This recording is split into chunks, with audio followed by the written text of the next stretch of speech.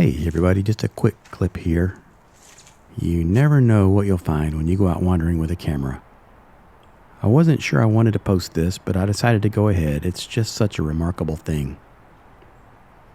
I saw this pile of trees beside the train tracks and thought it might have been debris collected by a flood, and then I realized as I approached that it had been constructed. Now let me say I'm sensitive to the fact that this may be someone's home, and I made sure no one was present before strolling into the camp. But it's good that no one was here because it was 23 degrees Fahrenheit on this morning. Even though this is an extremely rough way to live and I wouldn't wish it for anyone, I admire the work they put into this structure. It's really beautiful in its own way.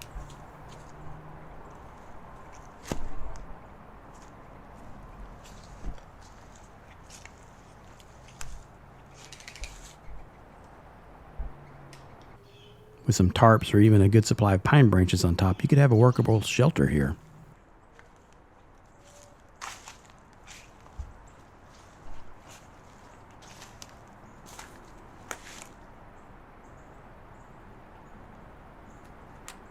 Anyways, I hope the person who built this has got some help or has moved on to a safer place in this.